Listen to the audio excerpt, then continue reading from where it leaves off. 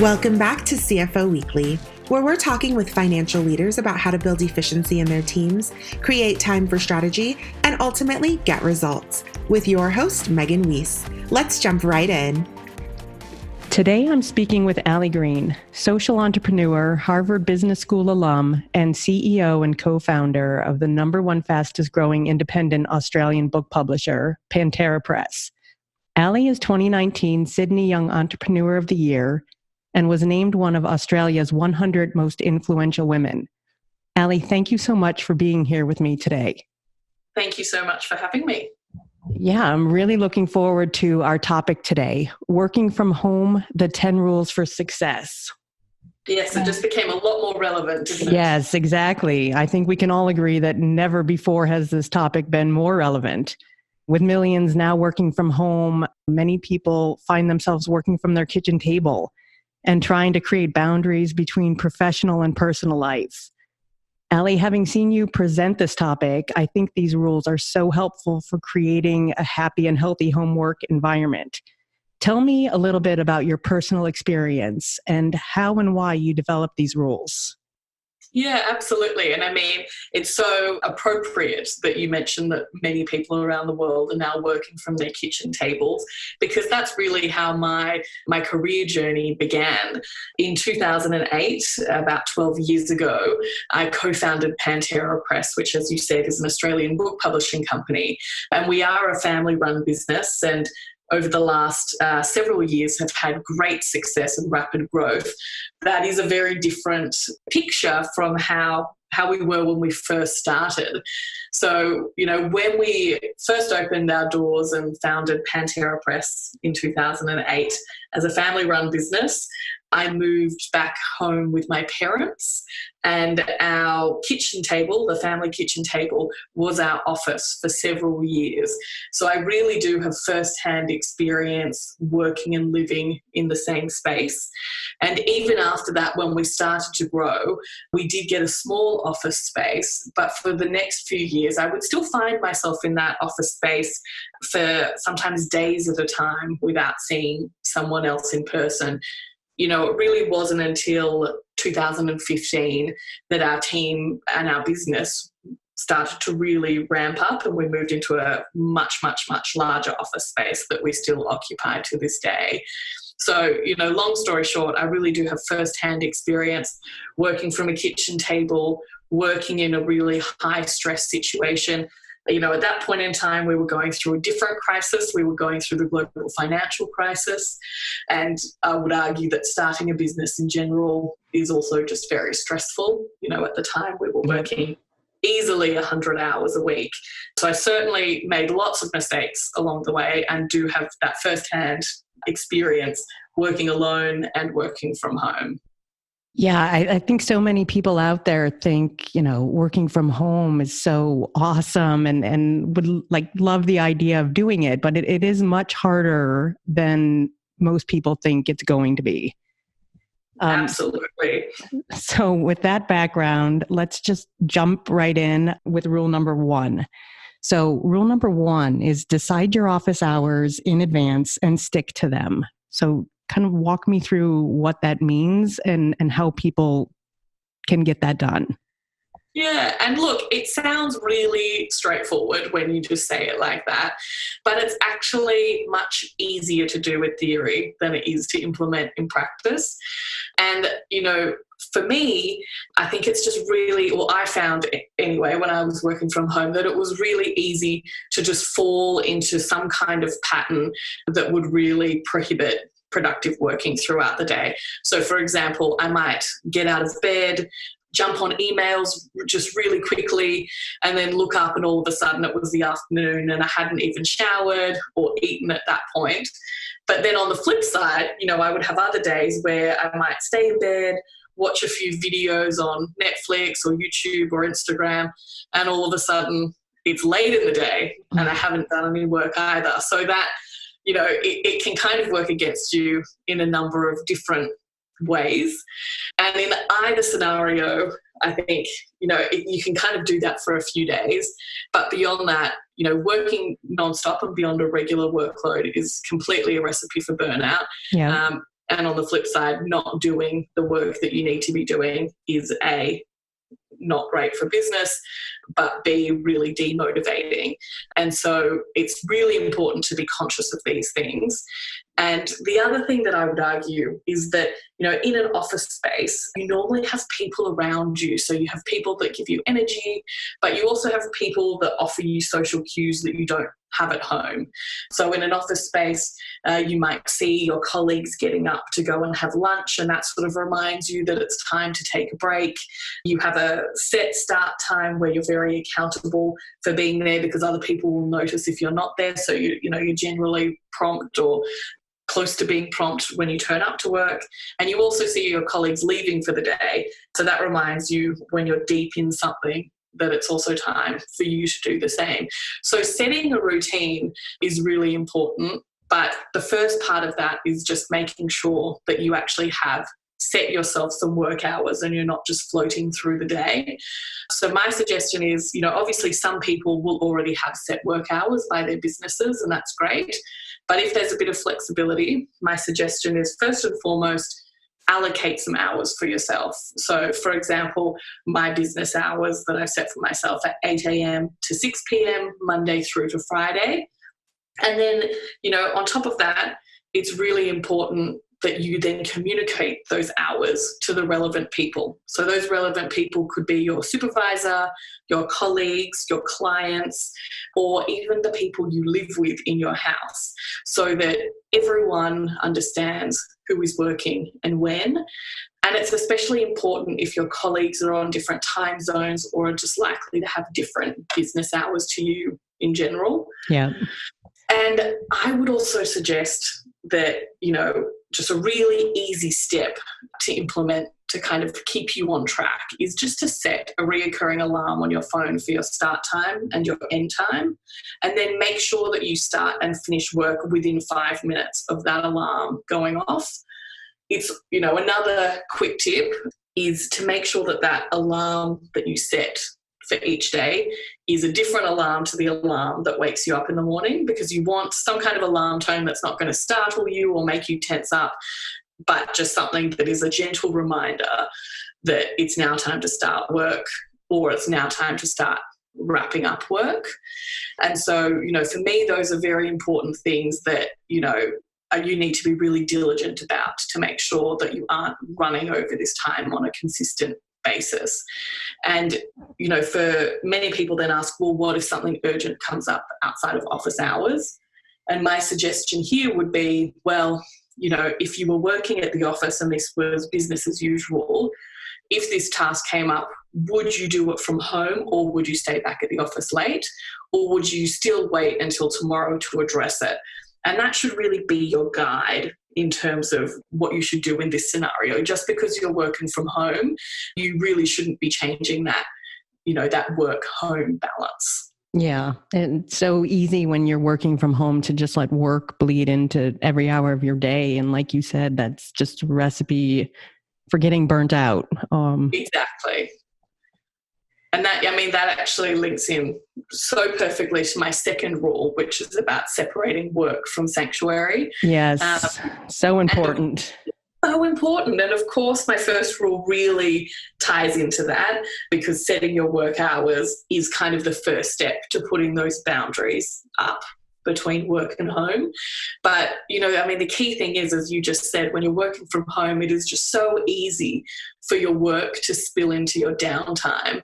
And an example of that, a really simple example, is that when I was working from my parents' house on our kitchen table all those years ago, I found that whenever I sat at that table, even outside of work hours, whether it was for breakfast, lunch, dinner, or just, a family conversation, I would always find myself getting ideas for work, or thinking about work, or trying to bring up work and talk about work.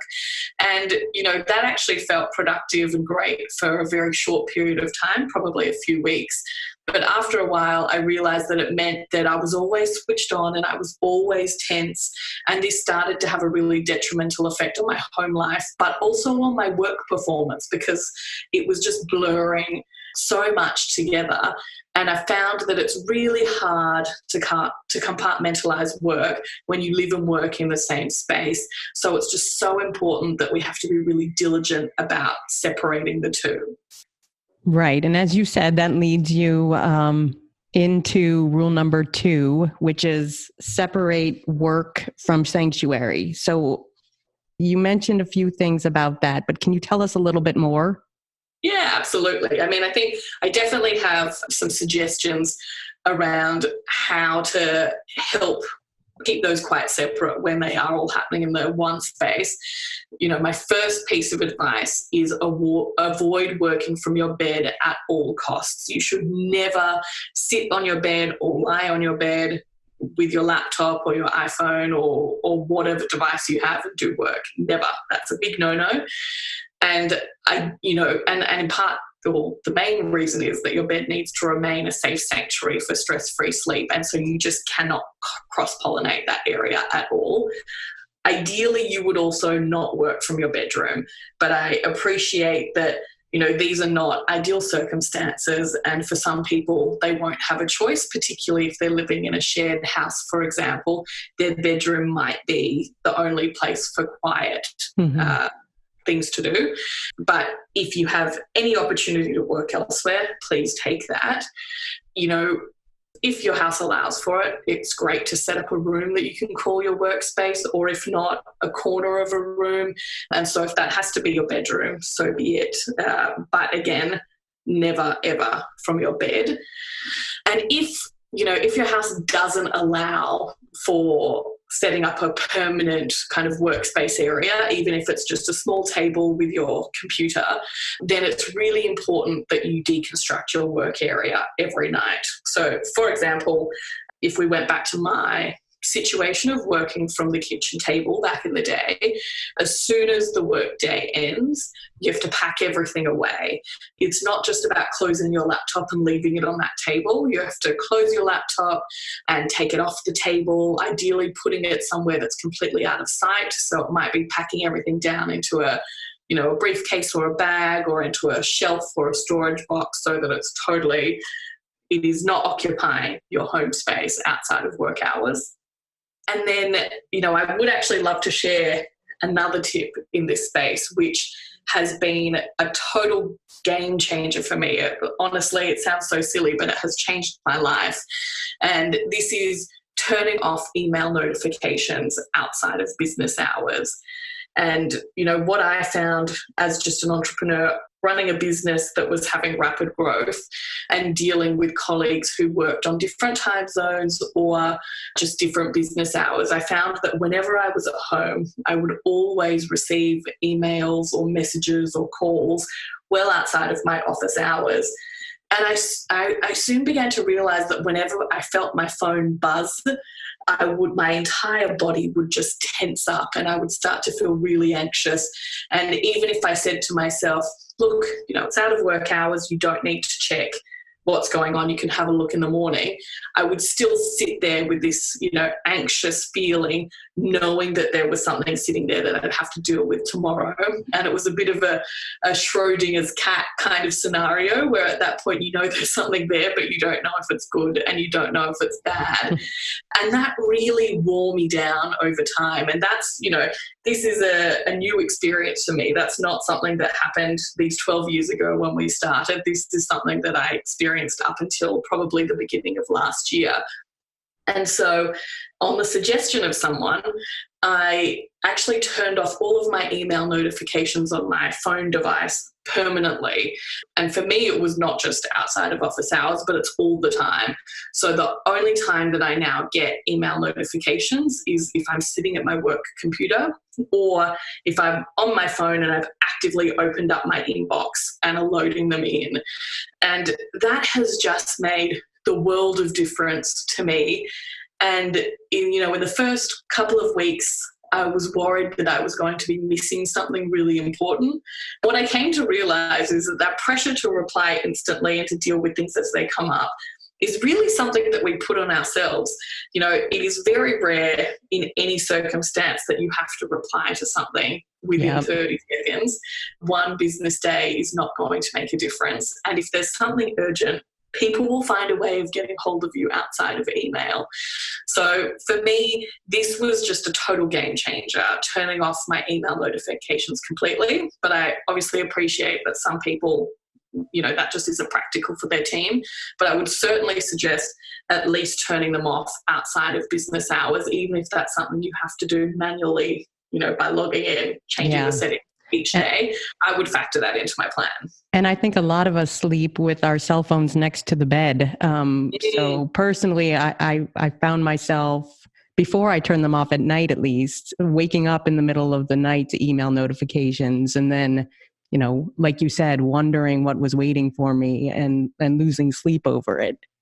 Yeah, exactly. And actually, I realized that I do wake up in the night and look at my phone even just to check the time. And so that was another aha moment for me, where I realized that if I wake up, check my phone and see the notifications coming through, then I start to have those feelings all over again. Whereas if the notifications aren't coming through, I can check my phone for the time and it's fine. But alternatively, just having a lit up alarm clock, next to your bed, so that you can see what the time is and how long it is before you have to wake up without looking at your phone at all. That's kind of a nice way to avoid it too. Yeah. And you also have a step to take advantage of the perks. Yes. Yeah, I think that's so important. It is so important. I think we keep thinking about, particularly at this given moment in time where most of us are socially isolating, that working from home is really challenging. But actually there are all these fantastic perks about working from home. And why not take advantage? For example, I think there's lots of life admin that you can do while you're at home that won't interrupt your workflow for the day, but that means you can be sort of really so much more efficient, whether it's, putting on a load of laundry and then hanging it out to dry partway through the day, or whether it's doing the baking that you normally don't have time to do so you can slow cook things during the day, and so on and so forth.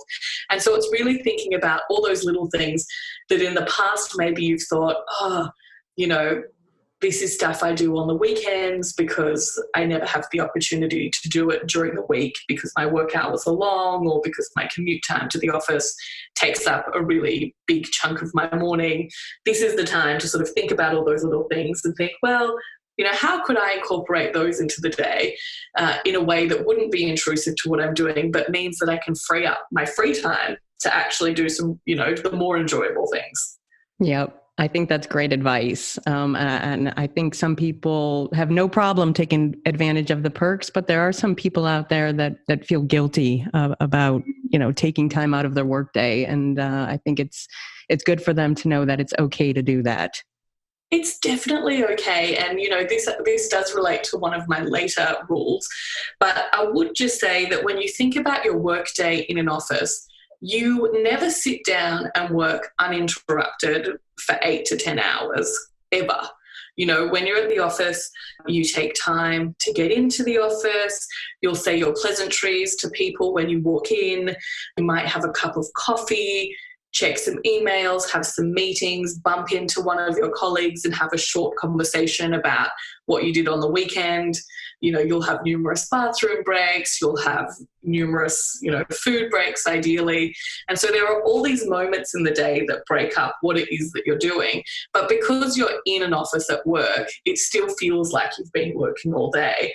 But that is not an uninterrupted, continuous workflow. There's lots of little breaks, and those breaks are actually needed in order to spike your energy levels and in order to kind of give your brain a little bit of a reprieve.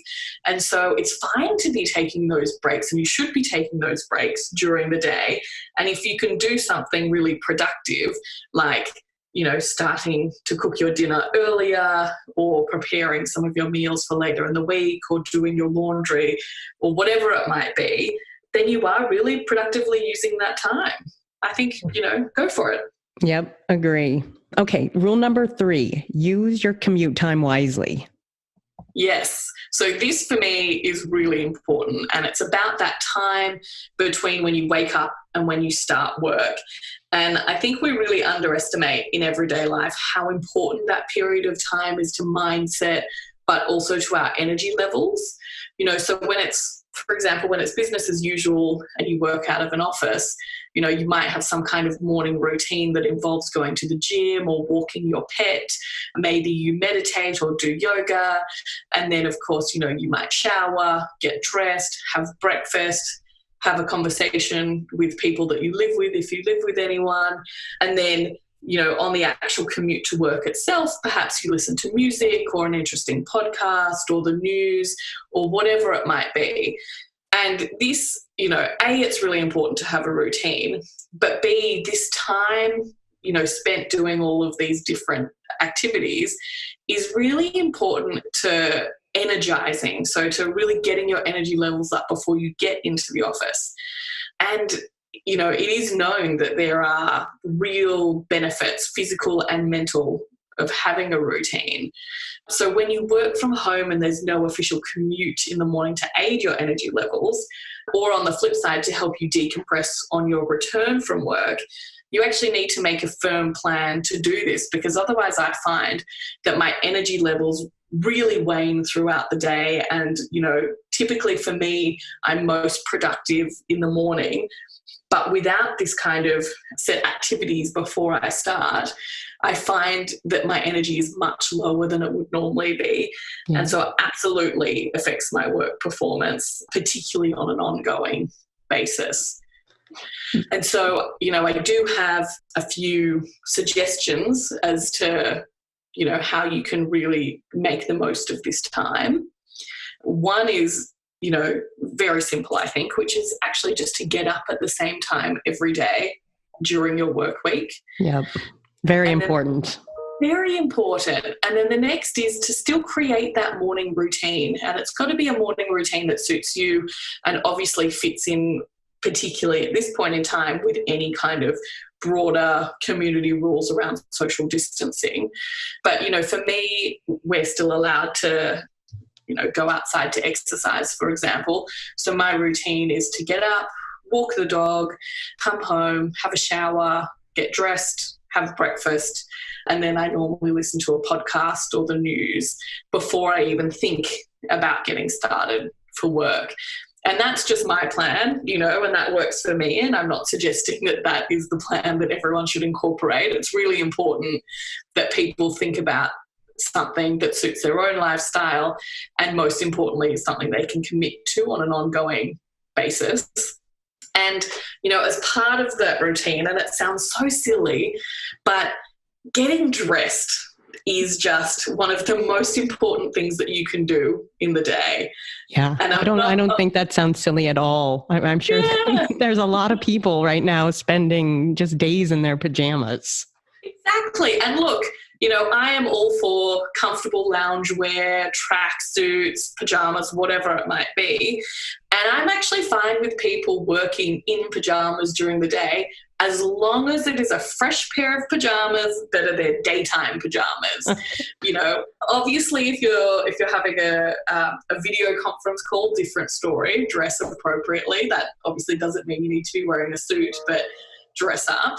But during the day, it is okay to still be wearing very comfortable clothes, but just that moment of getting dressed, putting on a fresh outfit, and kind of feeling that energy of being a new person makes such a difference to, mental wellness and also your energy levels. So regardless of what it is that you're wearing, a new outfit, a clean outfit, a fresh outfit makes such a difference. But I also do think that, and even just in the last couple of weeks, I've had moments forgetting about this, and I've worn something quite casual, or I haven't bothered to, do my hair or put on any kind of makeup. Yep. And then I've compared that to a day where maybe I have made a little bit more effort, nothing dramatic, but, might be doing my hair or putting on some lipstick or just wearing a slightly nicer, more casual outfit. And on those days, I have found that I've always had much more energy than I have on the days where, I either haven't put in as much energy or am just a little bit more casual. Yep, I totally agree with that. It's important to look the part and, even working from home to be somewhat professional. Exactly. I love your daytime pajamas, though. I think that's great. I mean, I do have a few sets of matching tracksuits now that I call my daytime pajamas, but they're, great color, very comfortable, and I don't feel, I feel much better in them. It probably helps that tracksuits are now on trend as the season's outwear. Yeah, and one of your steps is also to go outside, which, I think as long as we're able to do that, I love that tip as well. I think sunshine impacts a lot of people's mental health, and I think that's a great tip. Absolutely. And obviously, it's only social distancing permits, and for some people it might not be truly possible, but spending any amount of time outside if you can really does make such a difference. And actually, one thing I should mention, which I only really touched on lightly, is that the end of your day is just as important as the beginning of your day. So that time that we normally take traveling home from work is actually a time that we subconsciously use to decompress from the day. And that really helps separate a work and home life. But obviously, when you're working from the same room that then you're about to start relaxing in, that's much harder to do. So it's really important to create some kind of moment or activity that signals to your body and your mind that work is just finished for the day. And, what you do is really up to you. But my suggestion is that before you, sit on the couch or your bed to watch TV, that you really need some kind of signaling event that says work is over, this is now relax time. And for me, that has been something as simple as listening to some music or a short podcast or just playing with my puppy Winston, or even reading from a book, even just a short extract, just some little event that tells you work is over and now easing myself into relax time. Yep, that's great advice. Okay, rule number 4 for you is to plan out the day. Yes, and I mean, this sort of fits in very nicely with what we've already been talking about in terms of the importance of routine. And it's something, that really does sound quite intuitive, but sometimes it's those things that make the most common sense that you just don't think about. And I have found that having a written plan for how you're actually going to attack the day makes such a difference. It has helped me refocus and also helps me make sure that I get the tasks done that I need to, not just the easy ones. And so, it doesn't have to be an arduous task. And in fact, I suggest that it's something you think about at the end of every work day. Start writing down at the end of each day, what are your priority items for the next day? That means that when you wake up fresh, you know exactly what it is that you're at least going to get started on for the day. And I would also suggest that, or remind people, I guess, that everyone has different peak energy levels at different times during the day. And so it's important for each individual person to identify when they normally have the most energy, because that's normally when you have the most brain capacity as well. So as I said before, for me, I have my most amount of energy in the morning. And so I always try to plan to do any of my tasks for the day that require deeper thinking during that period of time. It's very easy just to jump on email and get lost on email, but actually that is not a solid use of time during that peak energy window. And so what I do instead is that I allocate several email or admin windows of time throughout the day. So I'm not constantly getting distracted from these deeper thinking tasks or from meetings by responding to emails as and when they pop up. So for example, I might just check my emails at 10 a.m., 3 p.m., 5:30 p.m., whatever the time periods are. It means that you're not missing anything. You're present at the start and end of every day, and you can action something if it urgently comes up. But it really provides you the space to spend the time to think about, the important things that you really do need to be focusing on. And I guess, on that note, I would also suggest trying to schedule any meetings. So whether it's a phone meeting or a video conference, or, if we're back in the real world, in-person meetings, to schedule any meetings that require brainstorming or deeper thinking, also for when you have that peak energy period. Yep. And then to schedule all of your other in-person meetings. And obviously when I say in-person at this point, that's still on the phone and video conferencing, but to schedule all of those other meetings with people at points in the day where your energy would otherwise typically start to fade. And that's simply because when we have face-to-face meetings with people, it provides us with a spike of adrenaline. Yeah. And so we get this additional energy, and that can actually be a really useful tool to prevent your energy levels dropping too much and to help you be productive, because at those times when your energy is dropping, if you're doing sort of more isolated or insular tasks, it can just be that much harder to be productive or get anything done. And then I guess, another really important part of making a plan is that you have to plan for breaks. And I will talk about the importance of breaks a little bit later on. But at this point, what I will say is that it's really important that that you do take breaks during the day and that you have factored these into your daily plan. So, when you've written out your priorities the night before, you've mapped out the day, you've factored in when your upcoming meetings are, you've factored in the key things that you need to do, you've maybe factored in some of the nice to do things if you have time, and you've also factored in food breaks as well as short other breaks. Yep, all great advice. Okay, rule number 5, health and safety. Yeah, so this is really two-part when I think about safety. The first part is kind of more of that occupational health and safety piece, which, is very much just about thinking about your workspace and making sure that you're doing everything you can for it to be as safe and productive as possible. So that is really easy things like making sure that the area in your house that you've set yourself up in has good lighting. So it might mean, investing in a lamp if you don't have great overhead lighting. And also that there are no loose cables around that you or someone else in your house could trip over. And this is actually a Florence Nightingale tip that I learnt when I was in the US last year and visited I can't remember what it's called, but where the Statue of Liberty is, and they have that kind of quarantine area island that you can visit. Oh, Staten Island. Staten Island, thank you. That's terrible. I can't believe I forgot the name. My brain is clearly not working yet. But we went there and we got to see the old hospital and the old quarantine centre from, many, many, many, many, many years ago. That's totally non-functional now. But all of it was built on these learnings from Florence Nightingale around the importance of light and the importance of airflow and how that's critical to general well-being, including health and recovery. So, it sounds so funny, but actually it makes perfect sense to incorporate these tips into when you're thinking about your workspace. So, for example, airflow being really important. If you can open a window or a door near where you are to increase your airflow, then that's really beneficial.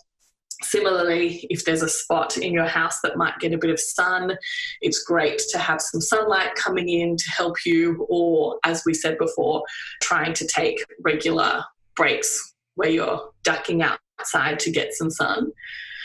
And then, the other things in terms of occupational health and safety are really about your office setup. Clearly, these are not business as usual scenarios, so we can't expect everyone to have an ergonomic chair and an ergonomic desk at the right height. But for the longer term, when we're just thinking about working from home more generally, these are certainly important things to consider. It is really important to work at a desk. A table can suffice at this time, but, you should never be working for long periods of time off the couch without, a proper table, for example. And obviously, online, there are lots of resources, and I think each state in each country has their own kind of list of recommended occupational health and safety things to consider. So if you wanted to do a real deep dive, there are lots of resources out there on how you could set up your office space more efficiently in that way. But those for me are kind of the most important things to be thinking about first and foremost. And then, the other part of safety is actually much more about safety online. And I think that this is really important to discuss right now because so many people are working from home. And what some people won't know is that, when you're in a physical office space, accessing your work files on your work server from the office, you're doing all of that on a really secure network. Now that we're all at home, our home networks just by default are much less secure than our work ones. And now that's not something to panic about in terms of, thinking that your home Wi-Fi is insecure in some way. But what it means is that we're more vulnerable, we're more open to vulnerabilities when it comes to people taking advantage of the fact that so many people around the world right now are accessing their work servers or files or whatever it might be from an unsecure network. And so it's not that it puts you at risk as such at home, but it really can put your organisation at risk. And of course, there are lots of things that organisations can and are doing to put in place to protect this. But actually, there are some things that we as individuals should be thinking about, particularly relating to work and in this scenario, but also more generally. Sometimes it's easy just to get quite relaxed and forget, but actually it is so important, and now more than ever, that we each individually are alert and are more aware of some of the things that are going on. So, for example, first and foremost, actually, my number one tip is never, ever, ever, ever, ever click a link. So if someone texts you a link or emails you a link, never, ever, ever click it unless you know exactly what it is and you're expecting it. Yeah. So some of the biggest scams that are going around at the moment are when people receive either a text message or an email that looks like it's from an organisation that they already have an account with or work with. So for example, it could be a message from your internet provider, your phone provider, your bank, or a subscription service like Netflix, where you're being contacted by either text message or email saying there's something wrong with your account, or there's something wrong with your billing, or it looks like you're not going to be able to renew unless you put in some new details, and then has a link for you to click. Some of these emails might be legitimate, but that is the easiest way for someone to scam you. So it's so important that when you get an email like that, you think, well, this could be the real thing. But instead of clicking the link, going to the website of whoever it is, so your phone provider, your internet provider, whoever, and looking at your account details there to see if there's a problem, or contacting their support team off their website. It's so important that you do that as opposed to ever clicking a link in any of the things that come through, particularly when their email's asking you to click a link to reinsert your payment details or your login details for an account that you do have. And then the other one is that it's just becoming so much easier, to mimic language and to mask where emails are coming from. So one example actually is that I think it was late last year, I received an email from our account manager came to my office and put her head around the door and said, "Oh, I think that we can do that, but we won't be able to do it in the same day. It'll happen tomorrow." And I said, "What are you talking about?" And she said, "Oh, I just thought it would be easier to come into your office to tell you instead of replying to your email." And I said, "Oh, I still don't know what you're talking about." And I went over to her desk and she opened up this email, and the email name said Alison Green, which is my name. And the email was written in the kind of language I would normally use in an email to her. It used the nickname I have for her, and it said, attached is an invoice. It's an overseas one, but it's actually quite important that we pay this one quite quickly. Is there any chance that we can pay this today? And so she put that at the top of her list and, thankfully came in and said, I don't think we'll be able to do it today, but we should be able to do it tomorrow. And she may have realised during the payment process that the invoice wasn't for something we would normally pay. But because I'm her supervisor, she may not have known. She may have just thought, well, it's from the boss and she knows what's what, so I'll just have it paid. And so when we opened up the email, it took a little bit of digging, but you could see that even though it looked like the name said Alison.Green at, my email address. And so it looked like it was from me. But then when you looked closer, you realized that my name was the email address. And then the actual email address was something similar, but not my actual email address. So it's really easy for people to kind of, take advantage and trick you. And they're so sophisticated. I mean, so sophisticated. And it's getting more and more sophisticated, right? Right. It's crazy. But so it is really important that, when you get an email from someone in your organization or who's known to your organization and they've sent you a link or an attachment, before you open it, because obviously you would assume that these ones are safer, before you open it, do check that their email address is correct, not just their name. That's so important. But I really just can't stress enough that in your day-to-day life, you should never be thinking about clicking a link that is sent to you. You should always find an alternative. And of course, if in doubt and you're not entirely sure and something has come through on your work device, always safe to just take a screenshot of it and send it to your supervisor for advice before you do anything else. Yeah, such great advice. And unfortunately, there are people out there that are taking advantage of the world situation right now. And so it's really sad. Yeah. Okay, rule number 6 is to be social. Again, I think such an important rule when you're working from home and kind of stuck in your home. Exactly. And particularly when, like at this point in time, we're not doing things really outside of work either. We're stuck at home during the day and at night. And this is kind of a funny rule because I think when people think about working from home, they don't necessarily appreciate that it's not just about accessing emails and files. It's much more about taking some kind of holistic approach to ensuring your overall well-being so that you can thrive at work and outside of work. And so, being social is actually critical to that piece. And when you're working remotely, it is so easy to go even a full 24 hours, particularly if you live by yourself, without speaking to another human in real life, aside from maybe, via chat or email. And what we know is that social connection is really important for mental health and for well-being in general. So for me, a great solution really is video conferencing. I think video conferencing is something that we should absolutely take advantage of. And, I do have a few suggestions around video conferencing in general, which is that I think it's really important that, for the most part, participants have their cameras switched on. And, why is this important? Well, body language is critical to effective communication. So particularly in our current times where we're talking about important issues and potentially moving at great speed, it's more important now than ever before that we minimize room for miscommunication. Video also keeps everyone accountable. So making sure that everyone who's on a call is paying attention and not multitasking during the call. And as we kind of touched on before, humans are hardwired to look for faces. So video helps find and keep our attention for longer and also helps to spike those energy levels.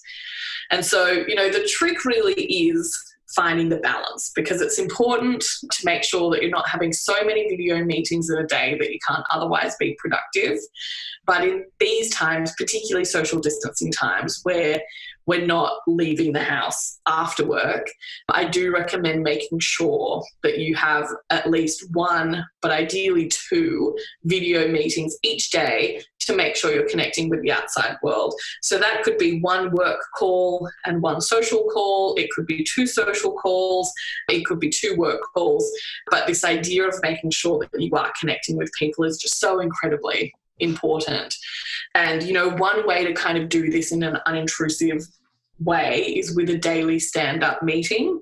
So this is kind of an idea where, you might get your team or a broader team together on just a short morning call each day where each person can kind of say hi and maybe talk about what it is that they plan to do that day. It helps make you a little bit accountable. It gives you that face time and it gives you that boost of energy from talking to people without being a constant interruption in your day. So that's kind of one suggestion as an easy piece. But again, especially if you live alone, and I can't stress this enough, it's so important that you have regular social activities planned. And so, in times of social distancing, a video chat with a friend or some kind of, activity that you can do online with friends is just really, really, really important. Yeah. And I've actually seen here in the US, people sitting in their cars in a parking lot, all kind of, sitting in the back of their car with 4 or 5 of their friends at a safe distance with a bottle of wine, just chatting. Oh, I love that. What a great idea. Yeah. Times are definitely different. Times are definitely different. Okay, rule number 7 is not to be too available. Yeah, so this, you might feel that this contradicts what I just said previously, but, it's really important to remember that, in an office, you'll often see people close their office door or put on some headphones to really signal that they should not be disturbed and that they're focusing. And the same really does go for remote working. It's okay to have periods of time where you're focused on a task and you're unresponsive to anything else, particularly when you remember that if someone actively needs to get hold of you, they can find another way to get your attention, even just by calling you. So, I just want to stress that for most people, and obviously there are exceptions to this, but for most people, you do not have to have your email inbox open and respond to everything as and when it comes in. In fact, it can be quite distracting and detrimental to work productivity to do it that way. So as I said earlier in one of my rules about making a plan, I suggest allocating times in the day where you would check your emails and then be able to use your other time for meetings and deeper thinking without just feeling like you're on call the entire time. Yeah, I think that's great advice. I think people need to know that it's okay to, on their messengers to turn unavailable on, or like you said, to shut down email while they're in a task that takes a lot of brain energy. Exactly. And look, if you're worried about the perception to other people, it is, everything always comes back to communication. Communication is key. So it does not hurt to tell your colleagues or your supervisor or whoever it might be, hey, just so you know, I've decided that I'm checking emails in these windows so that I can really focus on tasks at other times. So if you need me urgently, contact me by phone. Otherwise, I'll be getting back to you in these windows. And then people know that you're working. They don't think that you're, sneaking off to watch TV and taking advantage of this work from home situation. They just understand how you've laid out your day. Yep. And I think most people would appreciate that. Mm. Okay. Rule number 8, take regular breaks. Yes, so we already touched on this a little bit before, but it is just so important to take breaks, and not just to take them, but to really schedule them in ahead of time and be actively thinking about them. So if you think about it, and we did touch on this before, but when you're in the office, there are actually lots of natural breaks throughout your day, whether it's your lunch break, whether it's your commute time, whether it's bathroom breaks, phone calls, conversations with coworkers, and so on and so forth. And, in everyday life, there are these informal moments that just take you away from work and give your brain just that little bit of downtime. And these moments of downtime are actually vital to keeping up your energy levels throughout the day. And, I think maybe we don't, as I said before, when we're in an office space, we just think about the fact that we're working and we don't register how many little tiny breaks we take throughout the workday because it all blends together. But we really do. So in terms of some suggestions here or some easy steps to follow, I suggest to everyone that you should be scheduling in a short break, and I mean a very short break, every hour. And so this really should just be 1 minute or 2 minutes. It does not have to be anything excessive. The idea is really just for you to take a moment, get up, have a stretch, and probably drink a glass of water, or some water as well, because it's, very important to stay hydrated. The other tip is, not to look at social media during the day. So whenever you do take a break, steer clear of the social media until you're on proper, outside of work hours, relax time, because that is a recipe for sending you down an internet rabbit hole, or actually just reducing your focus and your energy levels when you do return to work.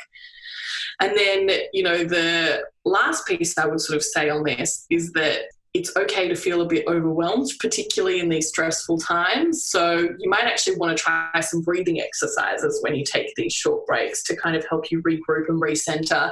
And there are lots and lots and lots of commonly used apps that you might want to consider to guide you through this. Two that come to mind that I know about are Headspace, and another one is called Calm, but there's hundreds, if not thousands, of other ones that you could experiment with. And actually, while we're talking about breaks, I've mentioned these short breaks, but it's obviously really important that you still take a proper lunch break, and ideally a longer morning and afternoon break as well. So this could be time for a snack or a coffee, or just something that is a bit more substantial than your 1 minute stretch, breathing and hydration. Yep. Excellent advice. Rule number 9, and this is something that I'm definitely guilty of not doing, but it's taking sick leave. Yes. And look, I am guilty of this too. And this is why it's one of my rules, because I think it is just so important to remember that just because you're working from home doesn't mean you have to continue to power through when you're unwell. And particularly in stressful times like we're facing at the moment, the mental stress and so on and so forth can really show itself physically in your body. Those elements are very closely connected. And so it would not be a surprise that, people would be feeling sick or unwell or under the weather, particularly at this time, because it is just such a stressful world out there. Yeah. And, in my experience, when you're working from home, it's really easy to say, I don't feel well, but if I can work from home, it means I don't have to go into the office. I don't have to dress nicely. I can just get a few things done. Maybe I can do it sitting on my couch or lying on my couch and, relaxing, so it won't be as arduous. But you're not doing anyone any favors by doing that. And actually, you are your most important resource. And businesses are made up of people. So the people who work in a business are also the most important resources of the business. And so you need to make sure that you're healthy so that you can be your best. And, that's being your best at work, but also being your best in your home life. So, for me, I think the easiest thing to do is really just, if you find yourself feeling a little bit unwell, think to yourself, if this was a normal situation, and I was working in an office with co-workers, would I call in sick today? And if the answer is yes, then working remotely shouldn't change that at all. Sometimes we just need a day or a few days of rest and recovery, and it's just so important to listen to your body. Yeah, great advice. And I think a lot of people don't give themselves the grace to just let it be okay to take a day off when you're not feeling well. Yeah, and look, it does. I totally appreciate that it feels weird, especially at this point in time where, if you don't have children and you live by yourself or with a partner or just a friend, on weekends you're really not necessarily doing anything that's dramatically different from what you would do in the week because we're staying at home. So it can feel a bit weird to say, I'm taking this day off as sick leave, but, how is that different from these other days? But it's important just to get past that mindset and push on, because actually taking a sick day, whether you're in bed or whether you're just binging shows on Netflix, it is really important to your physical and your mental health. Yeah, the rest is important. Yeah. Okay, last but not least, rule number 10, and I think we've touched on this a bit, but is to set alerts and reminders for meetings and breaks throughout the day. Exactly. And yes, we've touched on this, but in an office environment, you would have social cues around you for meetings. So you'd see your colleagues get up to go to a meeting, or you might even have someone tap you on your shoulder to get you to come to a meeting. Or you might, as we discussed before, see someone getting up for lunch or someone leaving for the day. But working remotely doesn't really offer these social cues unless you have a daily stand-up meeting and maybe a video conference at the very end of the day with your team. But even then, that doesn't cover all of these different scenarios. So it's really important to keep track of, your phone and video and in-person meetings, but also, as we've discussed previously, to keep track of your breaks and your start and your finish times. So my suggestion is really quite simple. At the end of each day, as we discussed before, make a list of your priorities for the next day, and then review your calendar for the next day and just set alarms in your phone for all the scheduled activities you want to remember.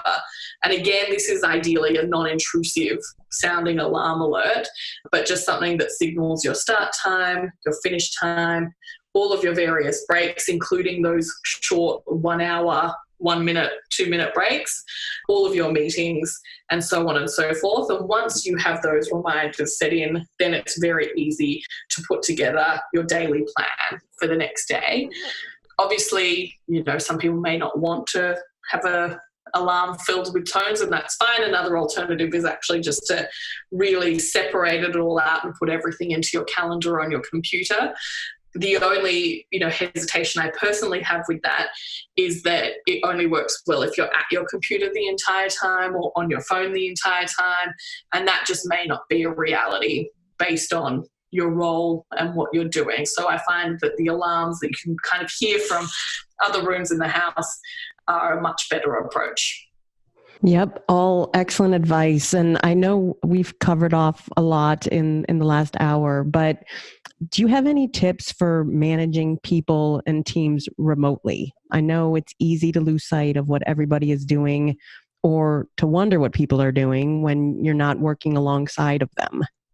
Yeah, absolutely.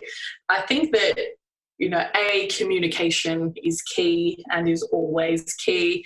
So, just because you're not in the office with someone doesn't mean that you shouldn't have daily or weekly touch points with them, whatever sort of your norm might be. Video conferencing, I just think, is a tool that has made all of this so much easier.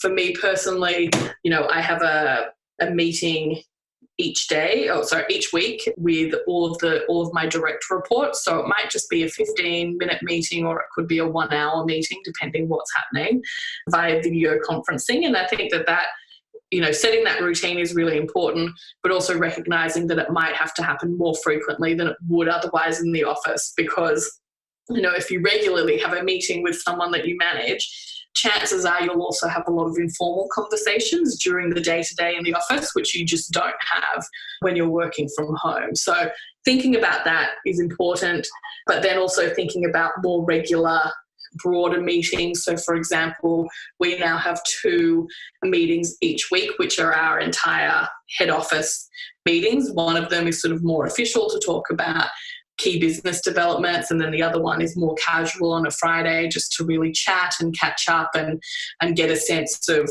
what we normally would if we were all in the office together. So I think those pieces are key, but also being really conscious of how you communicate and different types of communication. So for example, email is great, continue using it as normal. Video conferences are great with cameras on to replace in-person meetings. But then it's great to have somewhere where you can also have informal, faster chat. So, it might be on WhatsApp or Facebook Messenger, or Microsoft Teams has a chat function, as does Zoom and Skype for Business. So having, some groups or some chat windows set up so that you can have these more informal conversations that would probably happen in person very quickly in an office normally is a great way to make sure that you're still in touch with your team, understanding what people are working on, and can be very responsive if there are any roadblocks or things that are, making it harder for people to do what they need to do. But I would also stress, when it comes to managing people, one of the key things for me is actually just being kind and understanding, and really recognizing that at this point in time, life is very difficult for lots and lots of people, and the world is very stressful. And so, recognizing that we're all doing the best that we can, but it is not business as usual, and that, we need to be tolerant and supportive of everyone. Yeah, that's such a great reminder. Thank you, Allie, for your time today and for these wonderful tips to make all of our lives a little easier while working from home. I wish you and all of our listeners a wonderful week ahead. And until next time, take care and be safe. Thank you so much for having me. If you're ready to boost efficiency and streamline your accounting processes at significant cost savings, it's time to talk with Personiv. Their people-powered solutions have transformed the delivery of back-office tasks and general accounting functions for decades, partnering with clients to provide everything from accounts payable to payroll services. See what Personiv can do for you by visiting personiv.com. You've been listening to CFO Weekly, presented by Personiv. Please subscribe wherever you get your podcasts to hear all of our episodes. Want to learn more? Check out personiv.com. Thanks for listening.